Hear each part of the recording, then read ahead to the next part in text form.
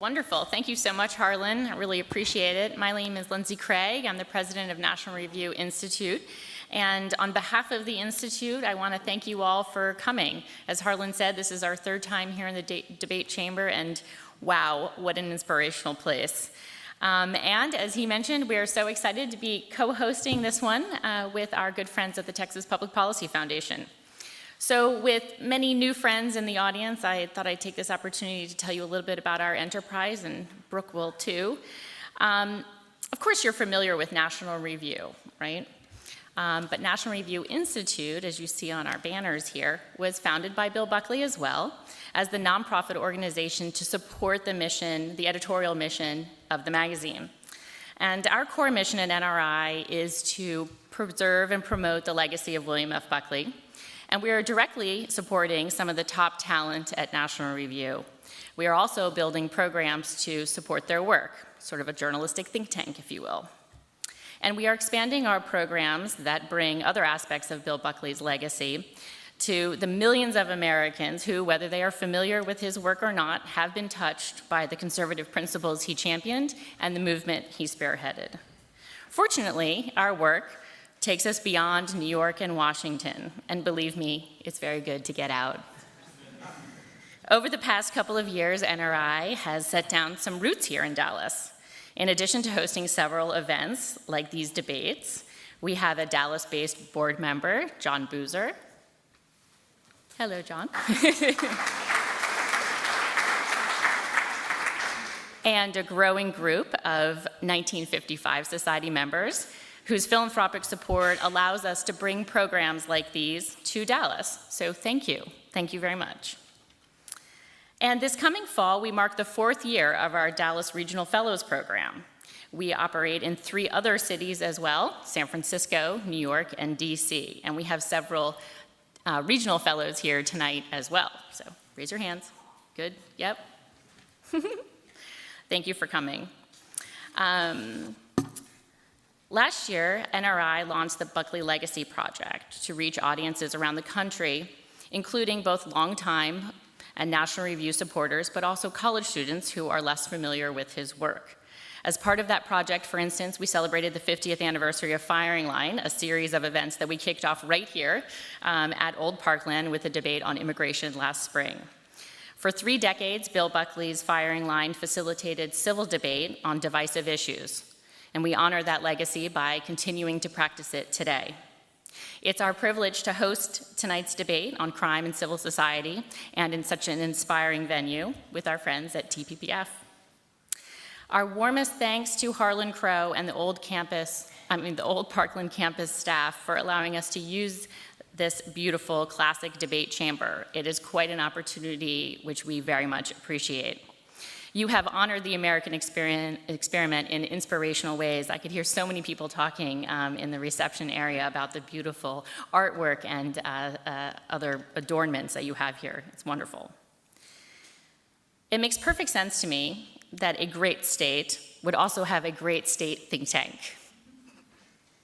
The Texas Public Policy Foundation stands out among state groups because of their strong focus on issues here at home, but also issues like today's topic, which can be implemented in other states as well. A group of this kind, with this kind of strong growth and legislative success, has a great leader. Many of you are familiar with their fearless leader and President and CEO, Brooke Rollins, and if you are not, you should be. This is your Texas champion. I encourage you all to support them. We are so grateful for many old friends and new friends to have joined us here today. We hope you enjoy the debate, our civil debate, which we hope will be spirited. And after it concludes, please join us upstairs for a celebratory reception.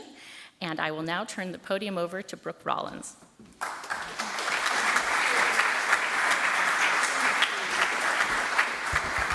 Well, howdy, everyone. Howdy, howdy. What an honor and how exciting it is to do this tonight here in this incredible venue. Is Mr. Crow still here? Did he sneak out? I wanted to say just a quick thing. One of my favorite stories in American history is about someone most of you have probably never heard of, and his name was Haym Salomon. And this goes back to the very beginning of our country. In fact, back before we were a country. And there was, as you all know the story, a very sort of raggedy band of patriots that were fighting for the independence of the United States of America. And you all know the story of how they practically froze to death and starved to death and didn't have shoes. And really, it was frankly a miracle that we even ended up with this country. But what you may not have heard is the story of Haym Salomon, and it goes something like this. George Washington had just been told that his troops were basically without any sort of provisions, that they may not make it through another couple of days, that really the army and the troops as we knew it was really bankrupt. There was no money left in the funds to pay for anything else. And Washington stopped for a moment and he thought, and he said, well, there's only one man to send for. And they said, well, who? And he said, Haym Salomon. Haym Salomon was a brand new American who had moved to this country with nothing, had built a pretty amazing fortune, and who Mr. Washington had gone to time and time again to fund the brand new country and the troops that were fighting for it. And so they sent for Haym Salomon, explained to him what was happening, and he said, basically, take it all. And without him, the country as we know it would not have happened, because the funds would not have been there to continue the great American fight that they were all fighting for. When I think of Haym Salomon, I think of, who just entered the room, Harlan Crow.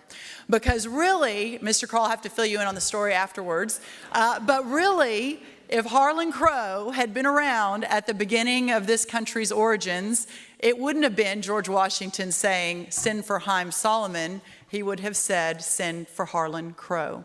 Because truly, it is the patriots that are not only on the front line, but it is those that are willing to fund the fight that make the difference. And that was true back in the late 1700s, and it is true today. Mr. Crow, it's just an honor to be here and be part of this event.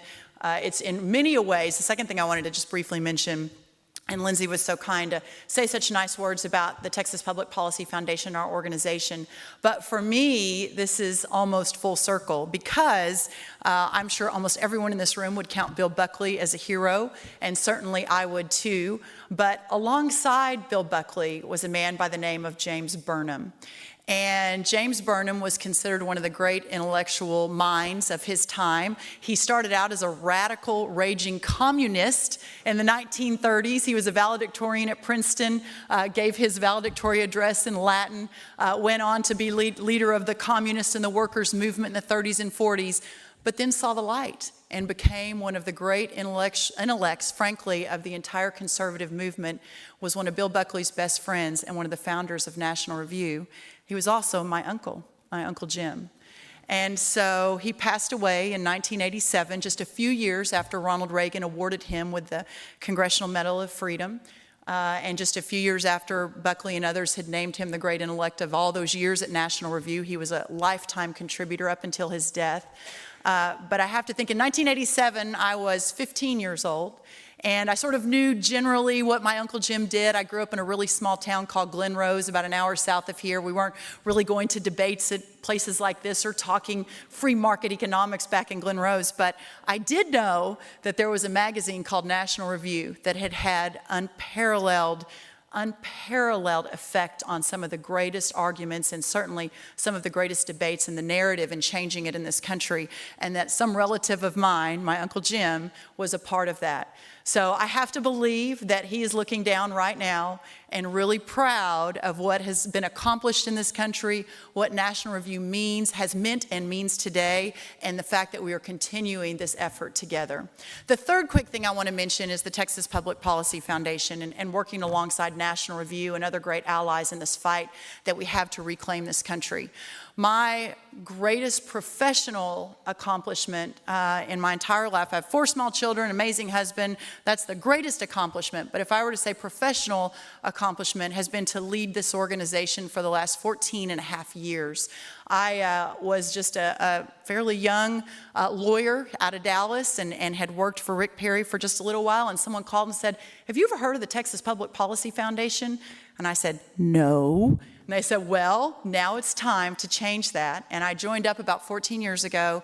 We had 3 employees. We were based in San Antonio. Today, we have over 70 employees based in Austin and around this country, fighting not only for our state to make it the free market, limited government of bastion of freedom that our founders envisioned, but now, almost more importantly, exporting the Texas model to the rest of the country. And so we have employees based all over the country, many in Washington, D.C., an opportunity to show that the real freedom and what really it means to live in this country and the real opportunity to achieve the American dream is happening in this state. And to do it and to provide that information alongside and work alongside the amazing Lindsay Craig and all of our friends at National Review to host events like this is really just a dream come true. So for many reasons, I thank you all for being here. I appreciate the opportunity and the point of personal privilege to tell you a little bit about my family, and I'm really looking forward to tonight. You'll see we have two Texas Public Policy Foundation-ers on one side of the debate. Criminal justice was one of our, I wouldn't say founding issues. We'd been working on taxes and education and healthcare for a number of years. But one of my board members called once and said, we have it all wrong on criminal justice. It's time, and I don't want to get into the debate, but just to give you a little context and how we even got into this issue. All we do in this state and Get Tough on Crime Texas is build more prisons and put people in them. And it's not working. It's not working for the taxpayer. It's not working for the community. It's not working for the victims. It's not working for anybody. And if anyone can change it, and if we can do it in Texas, then it can happen anywhere. And so fast forward almost more than a decade later, and you'll hear some of the incredible statistics that have happened in terms of the increase in public safety, the reduction of recidivism, the fact we've saved taxpayers billions of dollars in this state by closing 3 prisons and stopping 2 others from being built at a time our population, as you all know, has exploded, is, in my opinion, one of the great public policy stories of our generation. So I hope you enjoyed the debate. I thank you all for coming. I think there is so much to be learned, and as we work together, again, to make a better Texas, a brighter Texas, but ultimately to reclaim the country that I know we're so inspired by the surroundings we sit in today. Thank you all. With that, I want to introduce our moderator, the great Kevin Williamson, who, while you probably have seen him on CNN and MSNBC, and he's a contributor to pretty much everywhere, he does hail from Lubbock, Texas. So, in a way, this is a little bit of a homecoming, one of the great minds at National Review and, frankly, in the conservative movement. Please help me welcome Kevin Williamson. Thank you again.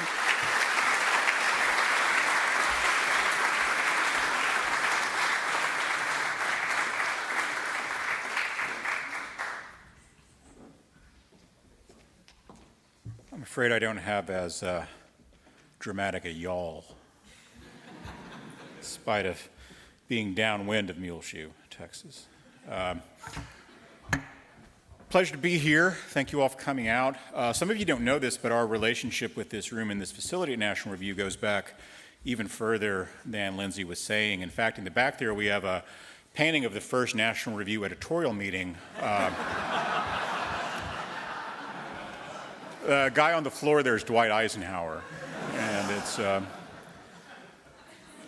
slightly stylized. I'm actually glad to be moderating this tonight because I don't know what I think about our resolution, which is that our incarceration rates are too high. I'm not actually sure whether I agree or disagree. So it'll be fun to see what I think at the end of it. A few words about the format. This will be sort of an Oxford-style debate, so each panelist will offer some brief remarks, about 7 minutes, and then we'll be cross-examined by a member of the opposing team for 3 minutes. This will all be spelled out in the programs that are on your seats. We will have some index cards in there as well for you to put questions on, and we will twice during the course of the proceedings come by and pick these up, at which point Lindsay promises me they will be awkwardly handed to me here on stage, and if any of them are any good, then we'll read them at the bit at the end. And of course we do this because you can't trust people to ask questions in a question and answer session. It just never works out that way. So we actually have a literal actual stopwatch here that we'll be using, and I will be enforcing time rules ruthlessly and maybe even in a slightly mean manner, and which I'm really looking forward to.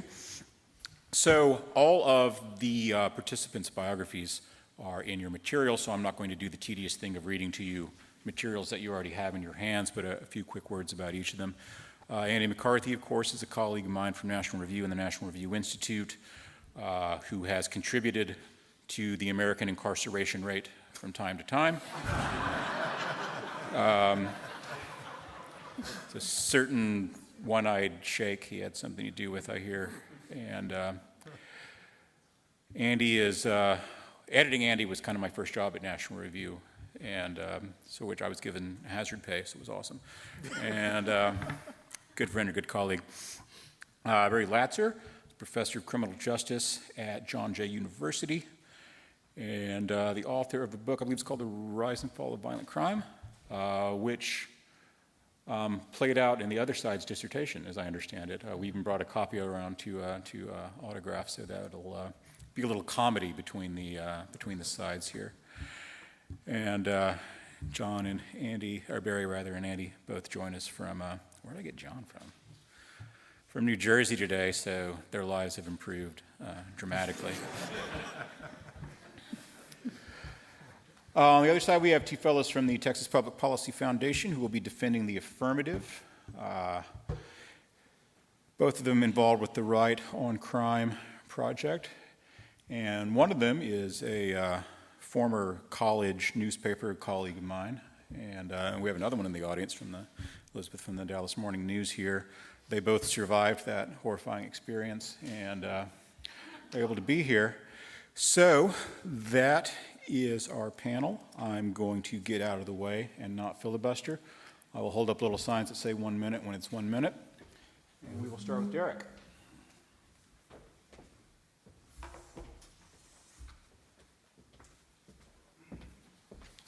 Watch me do this.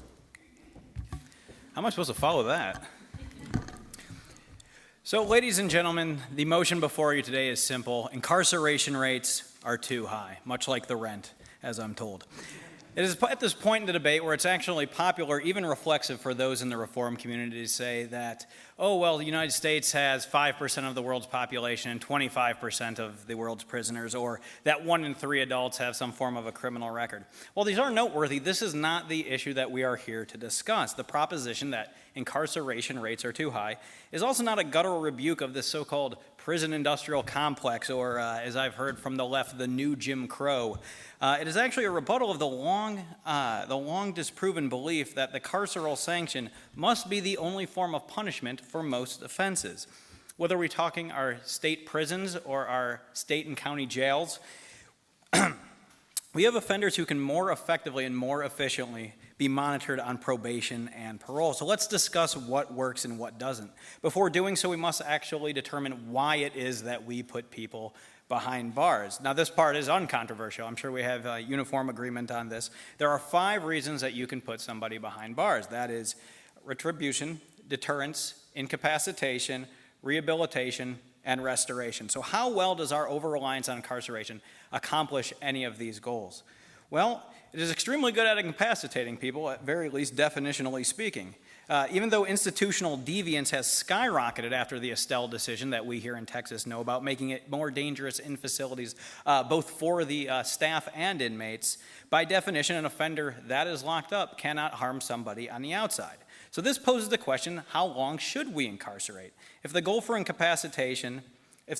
to incarcerate is for incapacitation, that should then be as long as possible, or should I say as long as necessary, to ensure public safety.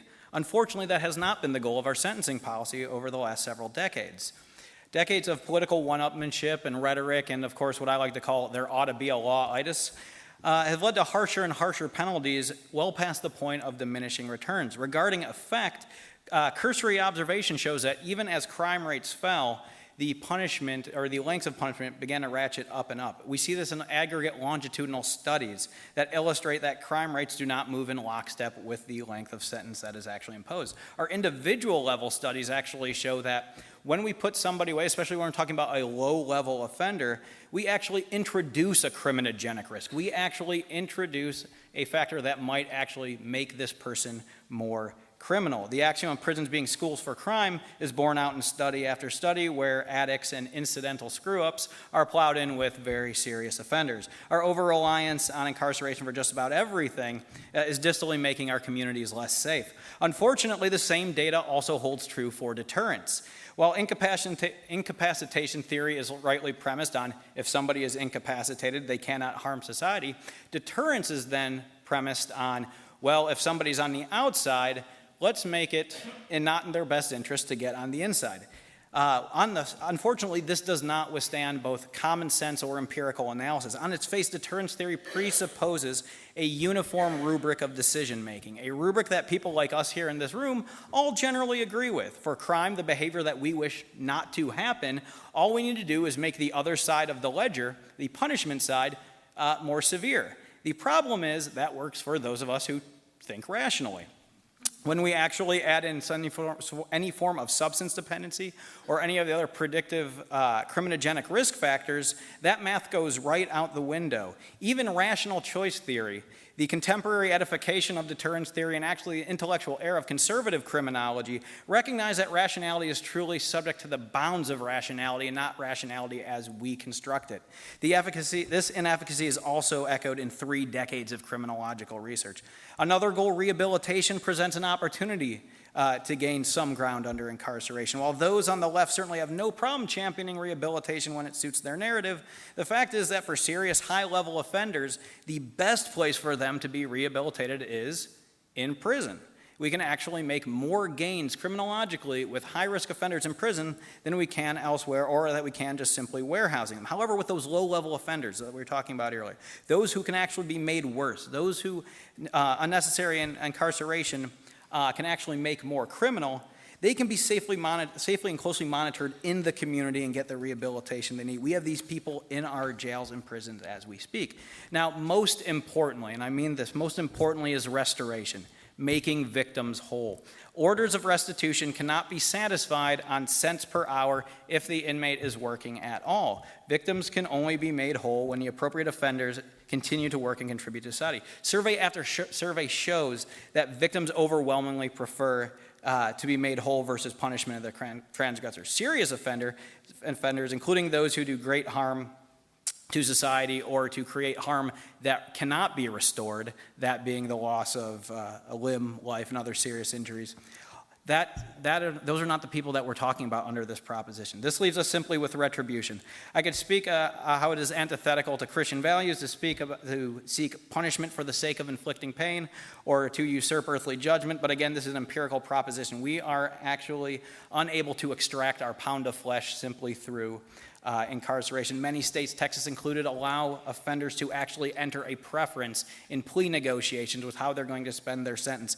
This has gotten us to a point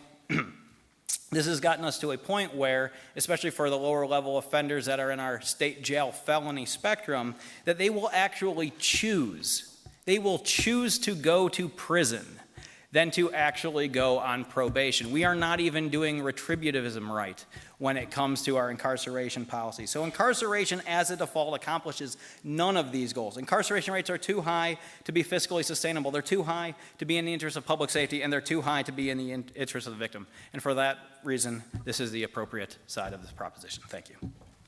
I now submit to cross-examination. I think maybe hold the applause till the end. They were that moved. As were we all. And as was Andy, I'm sure. Yeah. Derek, you say that serious offenders are not part of what we're discussing this evening, and I was sort of struck by that because it made me wonder why I'm here. But I do notice that when you discuss offenders, it's as if you were discussing one undifferentiated whole with the exception of low level and high level. And I wonder whether you would speak to the fact that we had a crime wave that was unprecedented in modern times in the 1960s and 70s, and that what corrected the crime wave, what turned the dial in the other direction, was incarceration. And in fact, the fact that 70% of violent offenders recidivate within the first 3 years, and that's just in terms of acknowledged, reported offenses, as opposed to what's unquantifiable, which is how much they actually prey on the society. Well, that's actually a very good point, and you are right to illustrate that we have had an actual increase in crime in the 60s and 70s, actually up and through the mid-90s.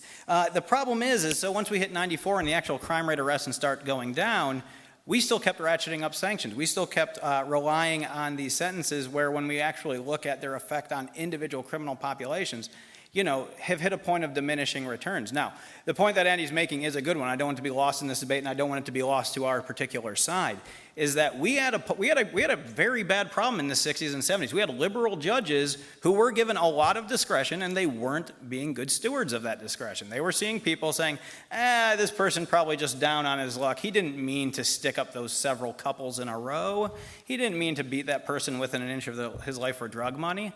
And they were actually letting these people out. Now, here in Texas, the way we've done it is we still have that big vestige of discretion. But our judges have to stand for election. So our judges are given the most amount of tools in the toolbox necessary to get the right sentence for the right people. Do the tools include mandatory minimums? No, we do not have mandatory minimums in Texas. Would you agree with me that when you impose mandatory minimums by statute, what that means is that the people decide what value to affix to a crime rather than leaving it to the discretion of a judge who may not share the value system of the people? That would not apply here in Texas, where we do have elected judges for the district, just like we have elected elected representatives who actually vote on the laws. Now, in Texas, though, mandatory minimums, and you see that this in the mandatory minimum debate, writ large, and we'll take this as for a state outside of Texas, just for the sake of academic argument. Mandatory minimums do divest judges of the discretion. In some cases, that was warranted. But we got to a part of diminishing returns where, again, it just became, let's ratchet up the offense, let's campaign on it, and let's not actually have to worry about the results that were delivered. Thank you. All right, up next is Gary.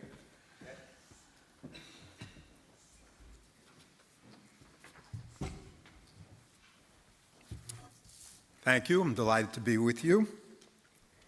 I'll go right into my arguments because they're limiting us on time rather severely. He's threatened me with the death penalty already. I heard that. I want to make 3 points to you about disincarceration, reducing the number of people in prison. And by the way, when they talk about incarceration rates, you have to be careful about these numbers. Incarceration rates don't take crime into account. You see, an incarceration rate is measured by looking at the number of people in prison divided by the population of the country. So that doesn't take crime into account, you see. So be careful of these incarceration rates arguments. Now, the fact is, if we look at the people in prison, we find that they are there because they've committed very serious crimes. So if we're serious about disincarceration, we need to deal with the serious offenders, not the low-level offenders, because they don't really go to prison, but the serious offenders. So if we look at the statistics, the latest ones produced by the Federal Bureau of Justice Statistics shows us that violent crimes are 53% of all those who are in prison in the United States. Serious property crimes like burglary account for 19% of the prisoners in the United States. Well, put those two numbers together and you already have 72 out of every 100 prison inmates. So how many are in for just drug crimes? The answer is 16%. Now, these drug crimes are not some kids smoking pot and getting caught. Don't believe that.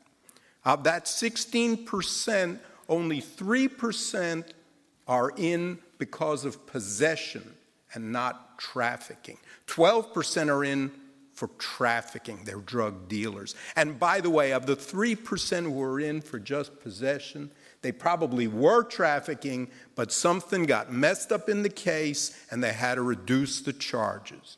So the reality of their misconduct doesn't really match up with the reality of their sentence. So if we're going to be serious about disincarceration, we have to decide how we're going to handle these serious offenders. And the truth is, we don't have good alternatives to imprisonment for dealing with serious offenders because of the reasons my adversary pointed out. They deserve to be punished, retribution. We need to be protected from them.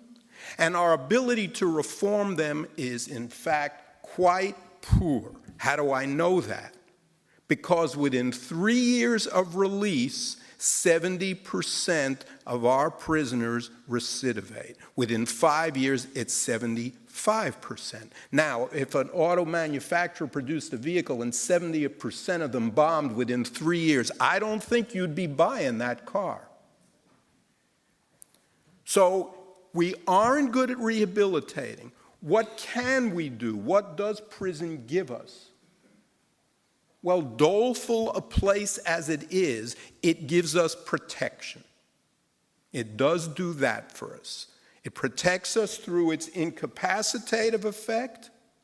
It may even protect us through a deterrent effect. That's a debate that the scholars have, and they go back and forth on that one. But I don't have to resolve that. I can tell you that the scholars all concede, the best studies do, that when crime rose out of all proportions, the biggest sustained violent crime rise in American history, when crime rose, it was imprisonment and the increase in incarceration that helped to drive it down.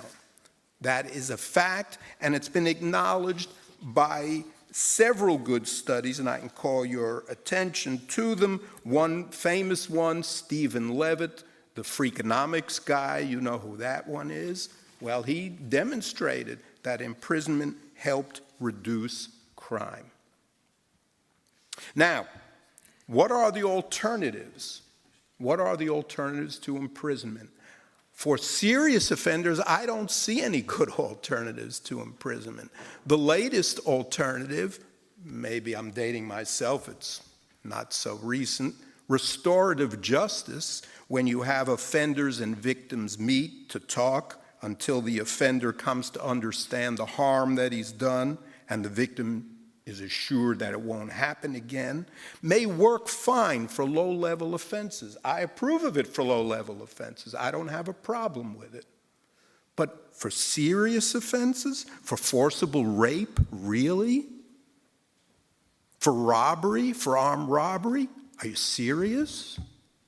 Is that how we want to handle armed robbers? For aggravated assault, which really is just a distant relative of murder? I don't think so.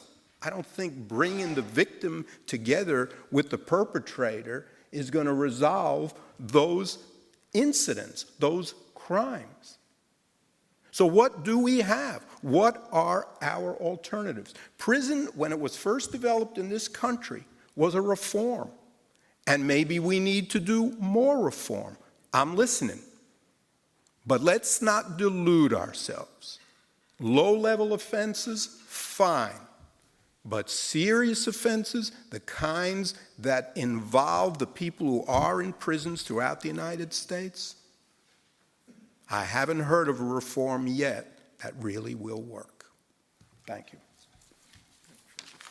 Please stay. Hot seat, forgot. Well, thank you, Professor.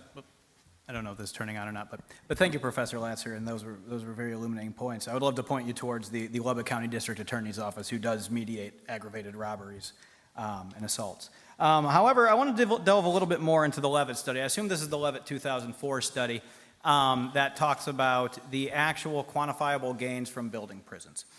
In that study, he does say, we can probably attribute maybe even as high as 20 some odd percent.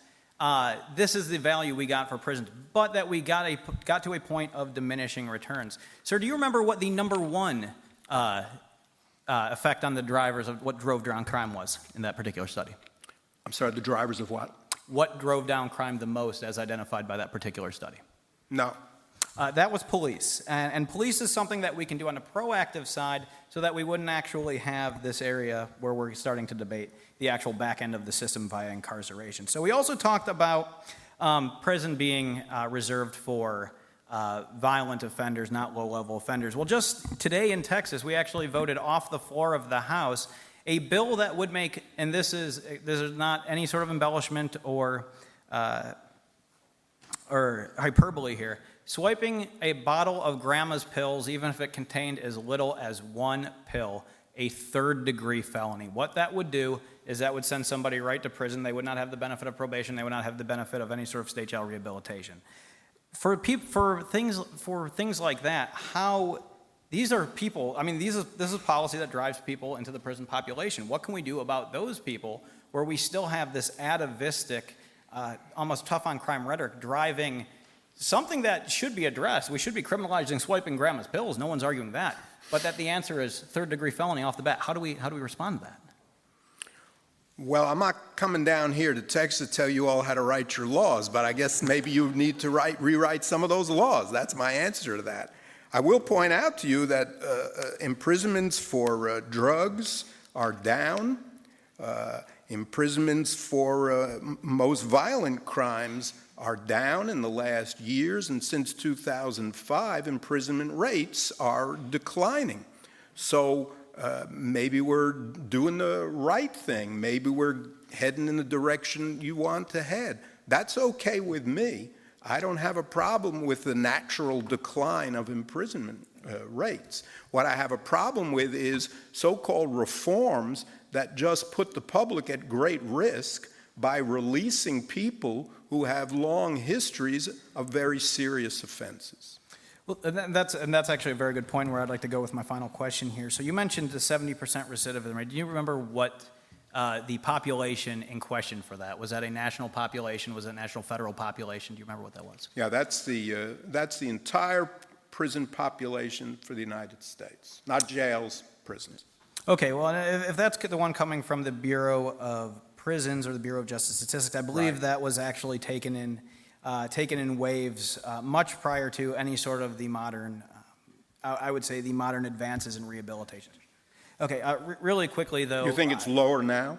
What was that? You think it's lower than 70%? No, I actually think it's on par, but I think the prison composition is getting more dangerous. But to finish this question, Continue this at some point. Okay, thank you, sir. Okay. We'll have some questions and answers at the end, so you all can pick this back up. Mark, you're up. Okay. Well, thank you very much. I'm pleased to find that I think we agree that we could have fewer prison admissions without a cost to public safety and fewer local jail admissions. That's a different issue than how many people are on hand in prison, which has to do also with the length of stay, as you said, for serious and violent offenders. Let me make several points here. First of all, the issue of deterrence.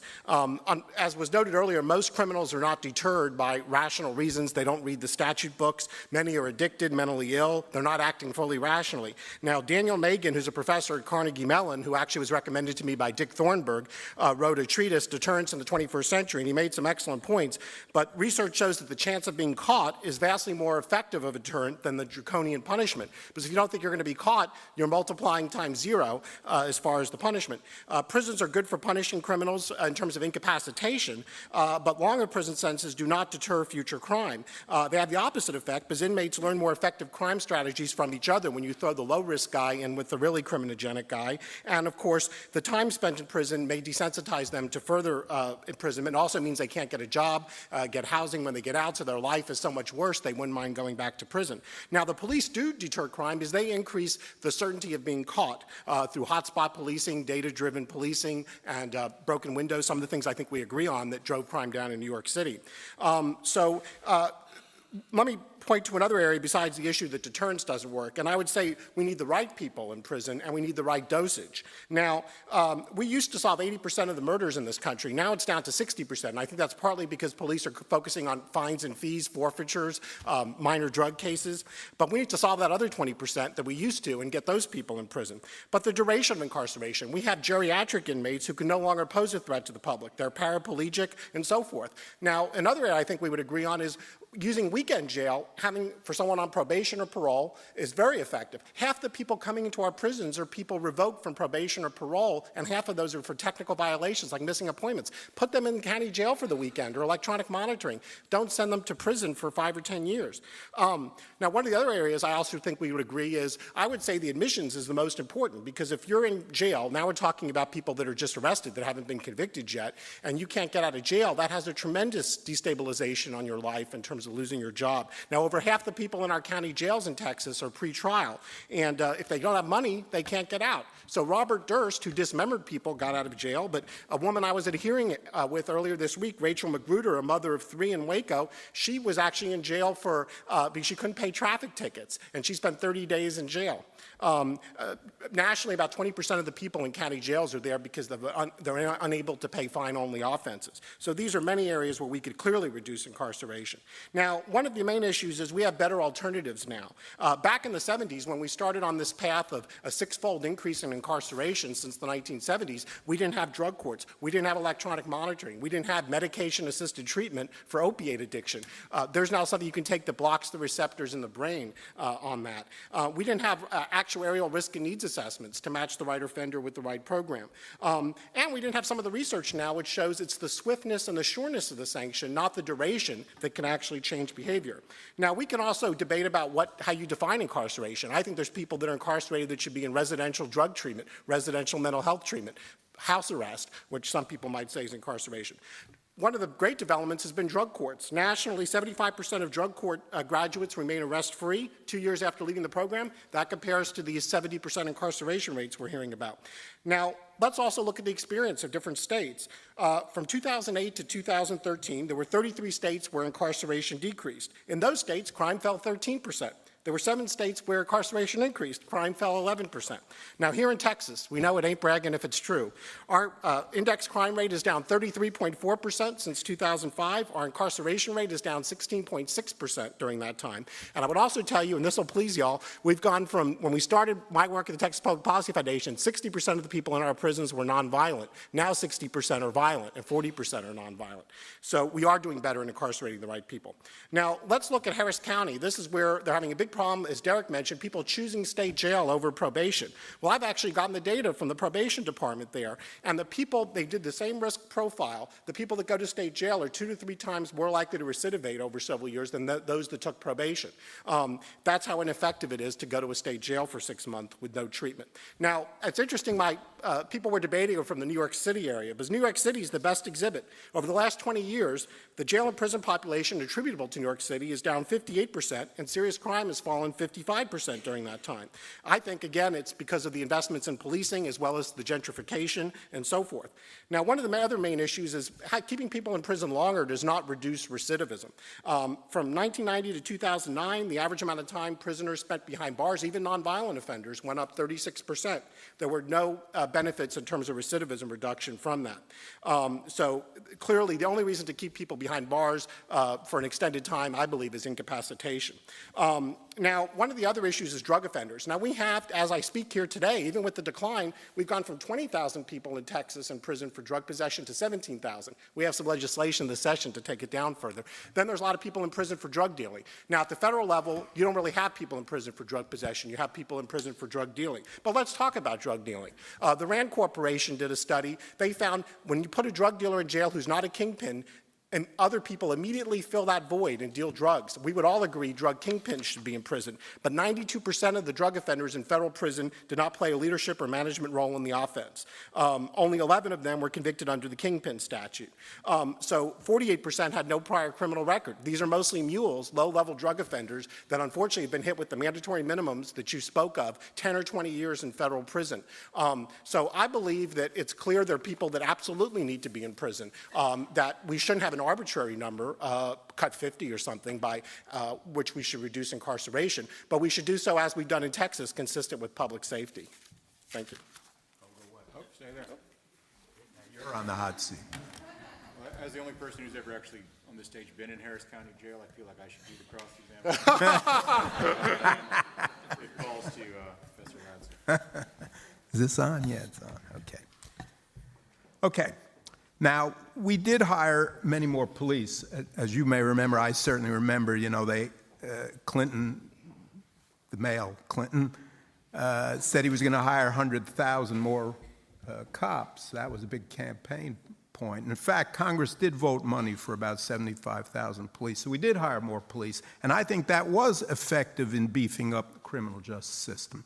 But my question to you is this. If you hire more police, and as you seem to wish, the police just apprehend them and then they get sent to probation or turned to community punishments, community treatments, won't the word just filter down to the street that you can do what you want now because even when the police get you, nothing's going to happen to you? You're freed. Don't you think that's going to be an incentive to more crime? Well, first of all, I would say with the CompStat, the hotspot policing, where you have the police in the right place at the right time, you actually prevent crimes from happening, especially car burglaries, vehicle thefts, other crimes of opportunity. And the really interesting thing is those crimes don't just get, it's not like that thing at the arcade where you hit an alligator. They actually never happen. It's not like the person goes through the thought, I'm going to go to another part of town where the police aren't there. So you do actually prevent a lot of crimes through good policing. But I will say, certainly there are people, New York City does have a death citation program. There are some people that don't need to go to jail, but they need to be, given some type of sanction. The people jumping subway turnstiles or graffiti, they need to go clean up the graffiti. We actually passed a law to do that, to make them go and cruise, to realize how hard it is to scrub off what they're doing. But there are people that need to be taken to jail. I think we would agree when there's a public safety issue that they should go to jail. So your argument boils down to this, that there are some people, and you don't say how many, there are some people who've committed low-level offenses and they end up being sent to prisons. Or But they're how in many- jail because they can't bail out. Well, They jail stay is in not prison. Jail, as you well know, is a very short stay, and jail is not prison. And If you have money to bail out, it's a short stay, yes. well, okay, but it's a short stay compared to prison. And I thought if you were serious about reducing incarceration rates, we have to talk about prisons. And that seems to me to be your Achilles heel. If you really want to reduce incarceration, you have to talk about prisons. But you're not really talking about prisons. You're talking more about jails, aren't you? Well, there's 1 million admissions to county jail in Texas, and I think the admissions, because of the damaging effects of even 72 hours incarcerated, you can lose your job. I think we ought to focus more on admissions. But I will say, you look at the prisons.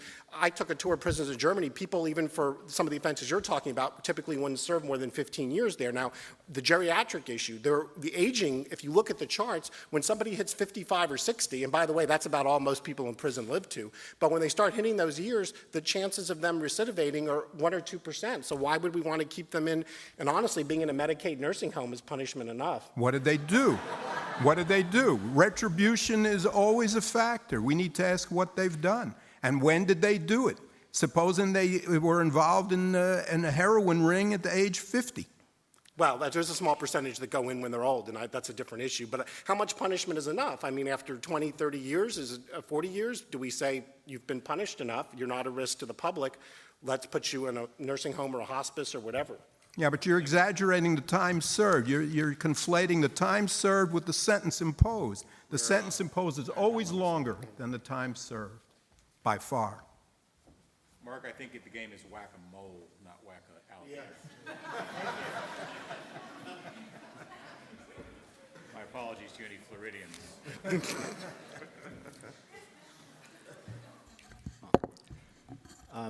Okay. I must say, I was a big fan of the Texas Public Policy Center even before listening to Brooke this evening. So when I got a call from National Review saying, would you like to debate with the Texas Public Policy Center on criminal justice issues, I assumed we were going to be on the same side. And guess what? The longer the debate has gone on, the more convinced I am that we actually are on the same side, but we're debating the wrong point. If the question before the court were, we have an over-criminalization problem as opposed to an over-incarceration problem, I think we would be in complete agreement. And I sense that the problem that we have here is that those two issues, which really need to be separated, have been conflated.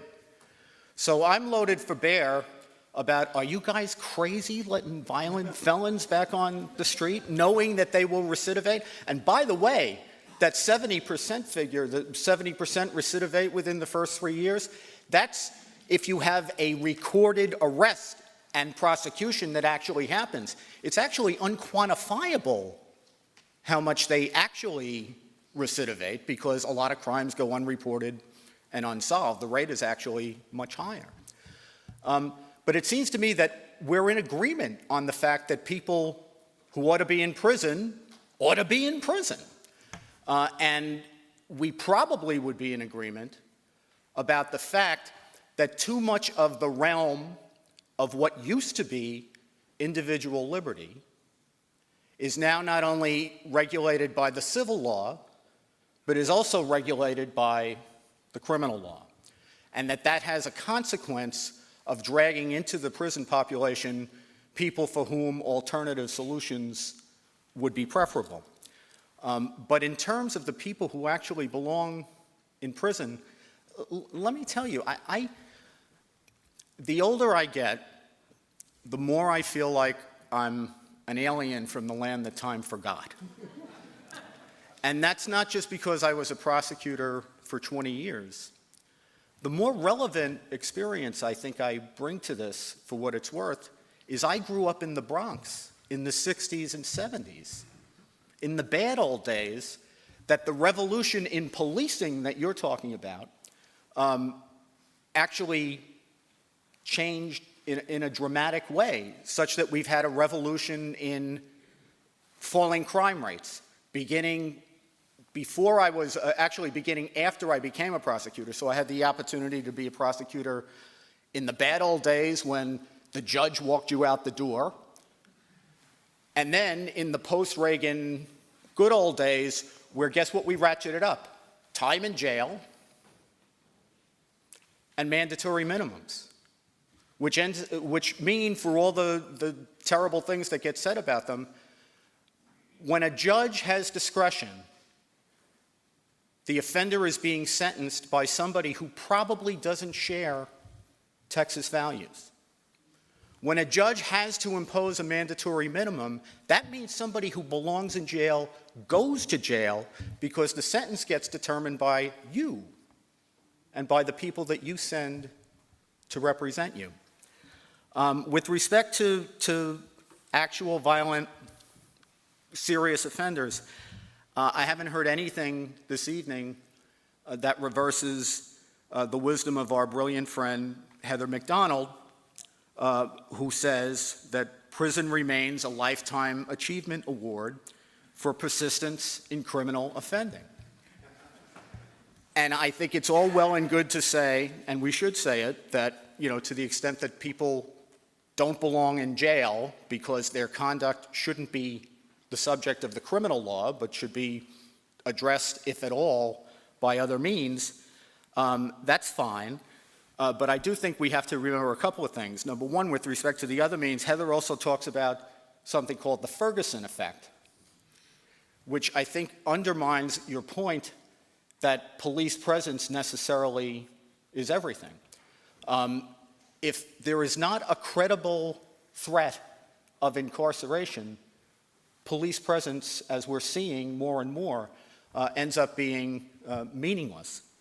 And I think the second thing that I need to say about this, and I'll end with this, I do think that the incarceration rate debate, while there's legitimacy to it, is kind of a train yard of cultural third rails. Because it becomes a proxy for what we really don't want to address and don't want to discuss. Offender patterns are the result of culture, not of particular government criminal law policies.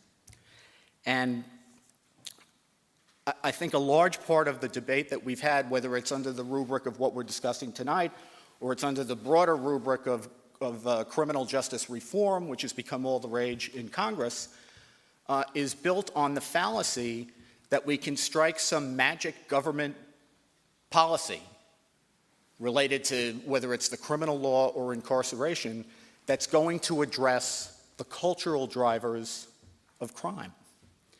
And it's simply not going to happen. So the idea that we can reduce the rates of incarceration and somehow the thing that actually drives violent crime will be addressed, I think is really wishful thinking. And it's the kind of wishful thinking that people wouldn't fall into if they grew up when I grew up and they understood the risks of going backwards. Thank you. So you would agree that, I guess, starting in the mid-'70s, we had it was a 5 to 6-fold increase in incarceration, and I would say some of that was necessary. So I think we both agree kind of on those facts, right? Yeah, well, I actually met some of the people it was necessary for. So. Exactly.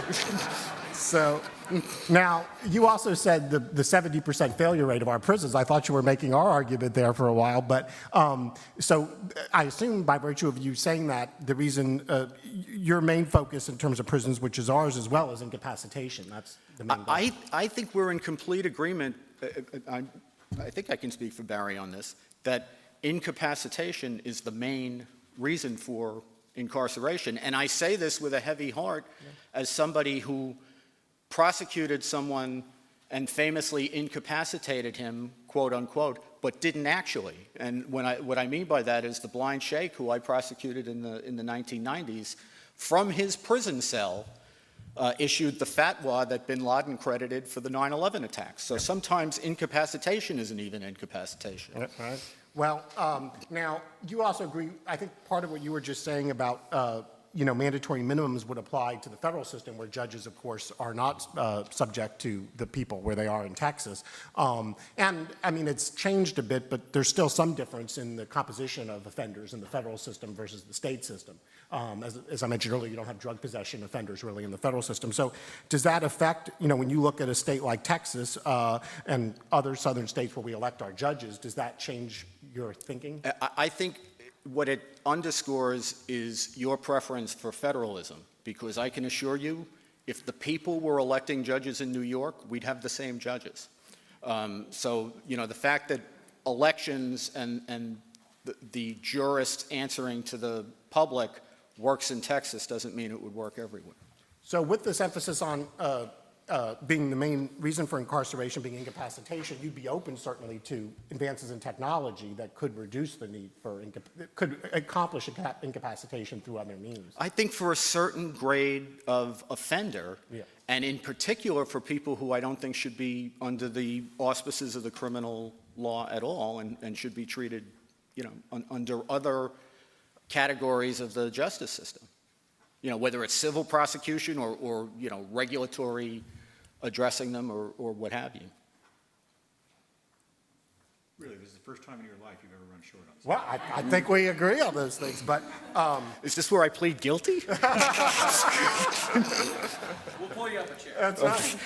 As long as it's not an electric chair. All right, thank you. Going to be enforced. Yes, thank you,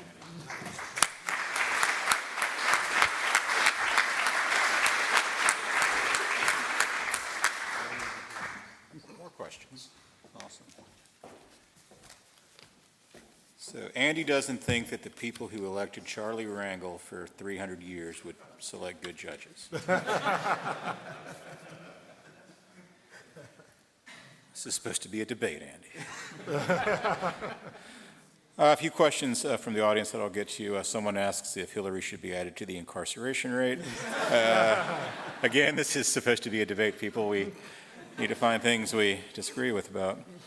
One thing that I am curious about, and that someone has brought up here, is the question of the racial disparity in the prison populations. I got the feeling, and maybe I'm just being overly suspicious here, that Andy was alluding to this somewhat when he's talking about culture and patterns of life and things that people are uncomfortable talking about. So do you want to grab that one to start with, Andy, and then we can open it up to the others? Yeah, And everyone feel free to just sort of jump back and forth on this part. No, I think the most important factor in criminal justice is offender patterns, not the makeup of the incarcerated population. And the fact is, it's a stubborn fact, but it's a fact. Offender patterns in the black community are much higher than they are in other racial or ethnic categories. And the disparity in incarceration rates is a function of offender patterns, not systemic racism or the absurd new concept that we have of ingrained racism, where evidently you're discriminating unconsciously, which is odd to me as someone who was, taught that discrimination is a conscious act. So, one of the arguments, by the way, is that blacks are in prison more because of the drug prosecutions. But the fact is, if tomorrow you eliminated all drug offenders from prisons, the black inmate population would drop 0.36%.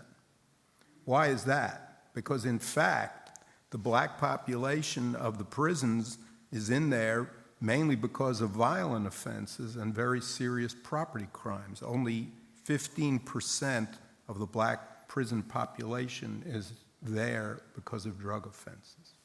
So it's just not true that if we stop drug prosecutions and convictions of African Americans, that we would remove all or even a disparate number of African Americans from the prisons. And I'd actually, this is one of those items where I thought we were having a debate. No, the thing that I think this is a much longer and more complex argument, to which I'd commend y'all, everybody in this room, to Dr. Latzer's book, The Rise and Fall of Violent Crime in America, which has about at least a full chapter devoted simply to this. The free plug by there was written in his agreement. He would not come. It's called Paying It Forward. I'm writing mine currently. but seriously, the idea that there is this subconscious racism in the system, especially with the strictures that we put on our judges, on our prosecutors, on our police, it's simply not the evolution of racism. Now, there are points in the margins where there are disparate effects, and this was a point that Mark mentioned earlier about certain issues of bond reform, certain issues of pretrial bail assessment. We actually see that when we put it to an actuarial risk assessment or actuarial bond instrument, any sort of disparity that's ingrained in the system, measured however you can, we can go on to the methodology, it's not very easy to measure however it is, basically just disappears because we're talking about an actuarial risk assessment. And if somebody has those cultural cues that come up in previous criminal record, comes up in the association with deviant peers, whatever the case may be, that's going to be there. It doesn't have to do with whether it looks at a box for race on that risk assessment. But if these individuals are going to be of less means or not going to be able to see a judge until 48 hours or then some maybe, and actually get trapped within the system, that's where the marginal gains are. And it's not, there's so much of this chasing shiny objects when it comes to some of the racialization of criminal justice reform. And I'd have to say that is completely missing the point of these marginal improvements that can be made. We were all hoping it was going to get to actuarial methodology at some point. Well, following up. Yeah, let me make a couple points, and maybe one of them will revive the debate aspect of this, but the afford bail, afford counsel is absolutely a huge predictor of whether you get incarcerated, both in terms of your ultimate sentence and pretrial incarceration, but that's an income issue, which overlaps with race, but it's really an income issue.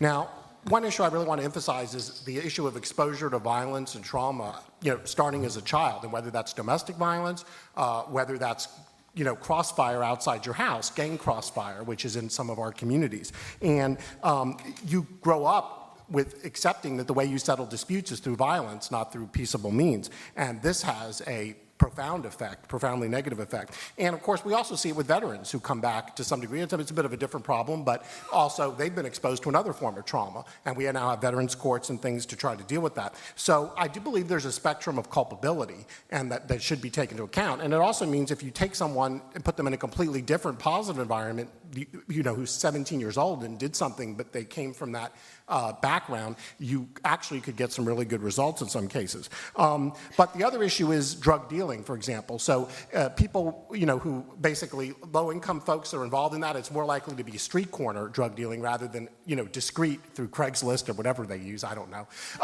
So they are more likely to get caught. And so all races have roughly the same levels of drug use, but it is true that there's more blacks and to some degree Hispanics incarcerated for drug offenses.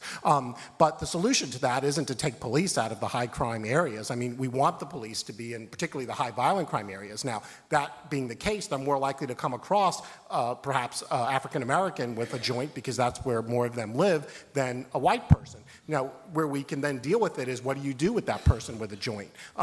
Do you lock them up or you do something like we have in Texas, a cite and summons law? There's lots of other things you can do. But the solution isn't to take police out of the areas that have the highest crime. Kevin, can I just please, add to that? I think it's important to note here that part of the problem is our obsession with the offender. The fact of the matter is, with respect to black crime in particular, that a lot of the black crime, most of the black crime is black on black crime. So we are very conscious of the offender and the racial aspects of that. But I think what's overlooked is that the populations that are being preyed on are black populations and poor populations in general. The other point I want to make is with respect to this idea of systemic racism and its ingrained racism. I've been a lawyer for more years now than I want to remember. The legal profession is the most self-consciously progressive profession other than perhaps academics. And the thought that the lawyers who run it, and particularly the judiciary that oversees it, would allow it to be systemically racist is beyond absurd if you actually knew and dealt with the people who run the system. So your response here is trust lawyers, Andy? Yeah, that's what I meant. Yeah. All right, this side has lost the debate. We're going home now. You'll still get my bill. Yeah. Mark, you touched on something that one of our audience members wants to know about, which is the question of mental illness. But a more general question, of course. About what share of our criminal population is mentally ill, and what ought we to be doing about mentally ill people who are involved in crime? Yeah, that's a great question. About 20% of the prison population is mentally ill. Now, there's some that are what we call seriously mentally ill, which are things like schizophrenia, severe depression. Of course, there's many more with, mild depression. And a key factor. May I ask a quick question? Is that 20% including addiction as mental illness, or is that another category? No, I think that's why I would say overall some mental illness, but a smaller percentage, it might be 10% would be severe mental illness. Derek could probably elaborate on that. But so one of the key factors is also what role did the mental illness play in the crime? That's to what degree are there other criminogenic factors besides mental health? But to answer your question, mental health courts, for example, have had excellent outcomes. There's several in Texas, and veterans courts are really a permutation of mental health courts with the addition of veterans mentors and so forth. Also, just looking at the people, especially coming into the county jails, they call them frequent flyers, 50 or 75 times a year for criminal trespassing, public urination. And they've got a program now in Houston where you drive by that person's home 2 or 3 times a week with a caseworker, maybe a policeman or probation officer, make sure they're taking their meds. And it's done wonders as far as reducing that. And also there's a 24-hour crisis center in San Antonio where if somebody's screaming at the top of their lungs at a McDonald's, it gives the officer somewhere else to take them other than the jail. So I think there's lots of things we could do. And of course, there's a waiting list for state hospital beds in Texas of about 150 days. So we have lots of people sitting in the Dallas County Jail and other jails waiting for those beds. So we're working this session on some legislation, I think, that'll address that. And the only point of clarity I would add to that is simply that to actually get a hard number on what substance abuse or drug addiction makes up of the mentally ill that's almost completely unobtainable simply because of the comorbidity rates, the people that check both boxes as standalone diagnoses. If I could find a way to make an actuarial risk needs assessment that would actually do that, unfortunately I wouldn't have time to debate that. I'd be taking that tour on the road and cleaning up a lot of the problems it has in our admission processes. Thank you. Kevin, could I just say that this is another big part of the reason why you need to keep people who shouldn't be in the criminal justice system out of the criminal justice system. Because if you bring people who have mental problems into the criminal justice system, our incentive is to prove that they were responsible. Our incentive as prosecutors is to prove and to argue that they had mental capacity necessary to be guilty of the offense. So while you should be dealing with their mental illness, actually all the incentive in the system is cutting against that. Well, and one of my ideas is to give prosecutors an off-ramp where they could go for civil commitment of that person instead of continuing the criminal case. Yeah. On the question of overcriminalization, I don't know if you noticed, I wrote a piece earlier in the week about pizza regulations and disclosing calories. And if you sell someone a pizza that has more calories in it than your menu says, federal prison. For a year. 1 year sentence. Well, the pizza has to be in interstate commerce, though. Professor Latzer, someone wants to know, is there a specific prison reform policy that's been enacted with which you disagree or you consider to be ineffective? Or something that's being considered, maybe? Not a specific one. I guess I would say any policy that's arbitrary, that's calling for an arbitrary reduction in the prison population, seems to me to be quite foolish. So I think any policy that has that as a basis, I would say that raises a big red flag. Well, we renounced that earlier, so I kind of feel like Bill Belichick, but we did steal your playbook already. No, and that's actually a very good point, Mark. What do we mean by arbitrary? Well, Setting an arbitrary, you're going to reduce the Just prison a number. population by 60. cut 50.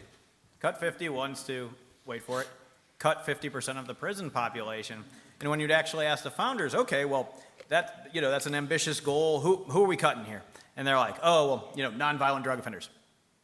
Okay, then who? And that's it. And because they're so baked in the institution, and I don't mean to put words in our, not debate opponents, but our ideological opponents' mouth, not to put words in their mouth, but they see prison as an edifice of the racist state. They see prison as, to use the phrase, institutional racism, and that in and of itself must be reduced. It has no responsiveness to issues of public So safety. they're making really a political argument. I did think of a Exactly. policy, actually. California has a realignment policy, which was forced upon them by the federal courts. They had to reduce their prison population. So what they did in accordance with the governor's plan in order to achieve this is they took the people in prison, a good number of them, and they sent them down to the county jails. Mm-hmm. Well, it was predictable, of course, that the county jails would quickly become overcrowded. So what did they do at the county jail level? They started releasing people. So this sounds like a pretty dumb policy to me. This policy just doesn't make any sense. Maybe that's a comment on the federal courts, however. Well, we're not going to, you're coming to the right place, Texas, to criticize California, but there are examples of where a different policy has worked really well, particularly in the juvenile system here in Texas and Ohio, where we've said counties voluntarily send fewer kids to the state, and then they get money from the state to implement alternative programs, including some that are residential, but closer to the family, closer to home. Big difference is not a federal court mandate. Federal courts are the wrong place to make public policy, but also different in the sense that it's voluntary, that the prosecutors, the judges, everyone in that county, the county commissioners have said, here's the plan that we'd like to do, and be prepared. I mean, all of these people were just let loose overnight on the counties in California, and some of the counties there have done some good things with the money they've gotten, but there was not the adequate preparation to handle that influx of people. Yeah. Question, and maybe Andy could speak to this first because he has some firsthand experience here. Do we really know what works in terms of crime reduction? And I ask this because of the case of New York, which under the Giuliani administration saw a really, truly dramatic reduction in crime and a great improvement in standard of living, for which we were all grateful and should celebrate. But the same thing happened in a lot of other cities that didn't adopt policies like that. In the United States, in Los Angeles, in Chicago, Philadelphia, abroad, London, Paris, Frankfurt, Berlin, around the same time. Now, not all of those were as dramatic as what we saw in New York. But, you know, in National Review, we have this thing we do in the editorial meetings as depicted back there, that about once every 3 years, the New York Times runs a headline that says, in spite of falling crime rates, incarceration rates continue to go up. And there's always a suspicion that maybe they're reading this backward, that incarceration rates are up and therefore there are fewer criminals on the streets. But I don't think anyone has certainly ever established, to my satisfaction, and we haven't here yet tonight, maybe someone can, that we actually know which way the arrow of causality is pointing there. So did Giuliani get a lot of credit for stuff that just sort of happened, or what? No, well, I think what happened was first a reversal in the bias against incarceration. So Barry, for example, has in his book where he talks about, you know, in the mid-50s to the mid-60s, there were, you know, roughly 160, 175 people who were actually arrested and ended up in prison out of, you know, 1,000 arrests. In the mid-60s to the 70s, that falls to about 65. And in the Reagan era, it gets back up to something closer to what it had been. I think it had been at a high level, it had been 174. We got it back up to about 154. And I think when you reversed the bias against incarceration and went back to a more normal situation where the expectation was that if you committed a serious offense, you would go to jail for that, it made other things possible. That is, it created a foundation where you could do experimentation with new methods of policing, exploiting new technologies as they became available. So you could do intelligence-based policing so that you could, you know, suddenly you had police on a day-to-day basis being deployed not on the basis of a geographic assignment, but where the crime was, and they would flood the zone and react as criminal patterns change. You could do stuff like that. But again, it goes back to the point we were discussing before about what Heather calls the Ferguson effect.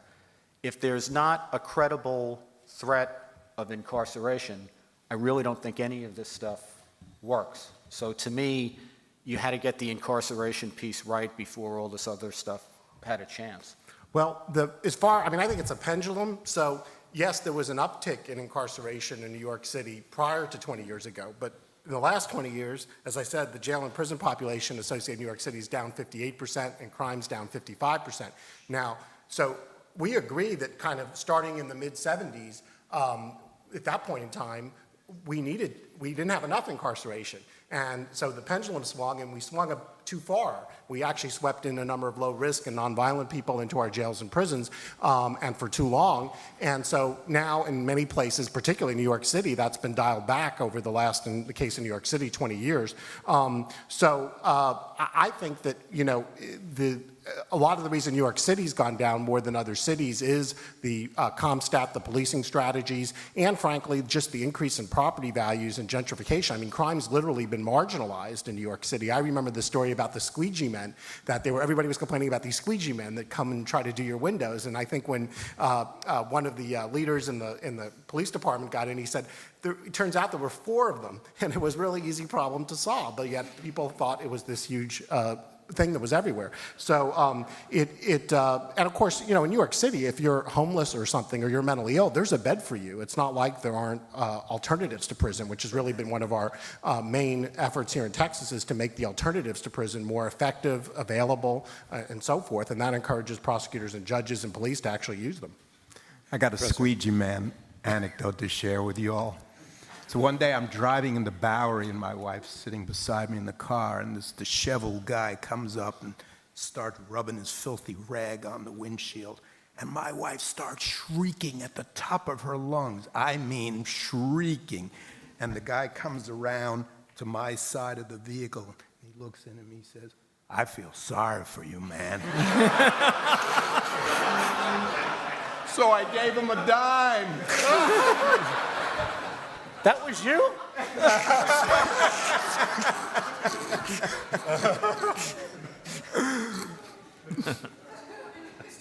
You're not going to buy off this audience with humor.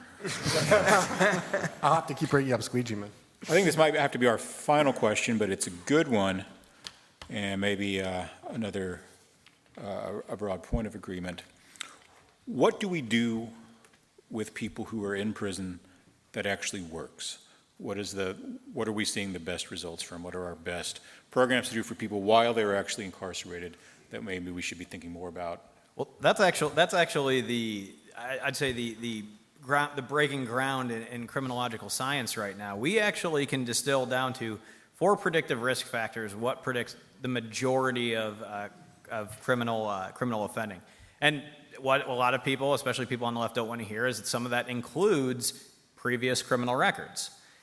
So previous criminal records, antisocial associates, antisocial cognitions, and antisocial personality traits, that'll predict almost 80% of your crime, and then issues such as employment, education, and all these things that have kind of these more, I'd say, ephemeral entanglements. Building on that, into what sort of programs we use that address these. Now, some of these are malleable. You can't change somebody's existence of a criminal record, and don't listen to what these. Some people say this has nothing to do with getting a job when you're getting out. This has to do with its predictive validity for criminal behavior. Basically, we can change some of these dynamic risk factors. If you have, basically, let's think of some antisocial personality traits like impulsiveness, no risk aversion. If you have these are things that can be rehabilitated. These are dynamic risk factors. So things that focus on this is cognitive behavioral therapy, dialectic behavioral therapy, all these different things that are these modules that can exist for in-facility rehabilitation are getting more and more effective at addressing criminal behavior. And So kind of a cleaned up version of Clockwork Orange? A little more aggressive. the caliper holds it open wider. Yeah, motivational interviewing, of course, one of the scary one, cognitive restructuring, sometimes it's called that. But it is these negative attitudes, and same thing when somebody's out of prison. If the probation officer is just, or parole officer, is just asking you still living at the same address, that's not changing anybody's behavior. And one of the other things is obviously removing the barriers to employment, and Doug Deason's here, who we're working with on second chances, so people can actually get a job, not only those who have been to prison, but also just those who have there's 70 million Americans with either a misdemeanor or a felony criminal record. And eventually, for most things, that probably ought to go away. So if a person has been law-abiding for a number of years, and that's the kind of legislation we're working on. So, and we've also passed legislation to say you can't be sued if you hire someone who's an ex-offender just on that basis. And I know we're in a town here with Jerry Jones who's given people a lot of second chances. So I think that's a good thing. Very nice. I mean it. I think he's met with their families, and I think it's admirable what he's done, and he feels strongly about it as well. So I wasn't being glib. On the subject of antisocial associates, I would like to thank mine. And thank you all for coming out. We'll have some further conversation and refreshments. I believe it's upstairs. Thank you all.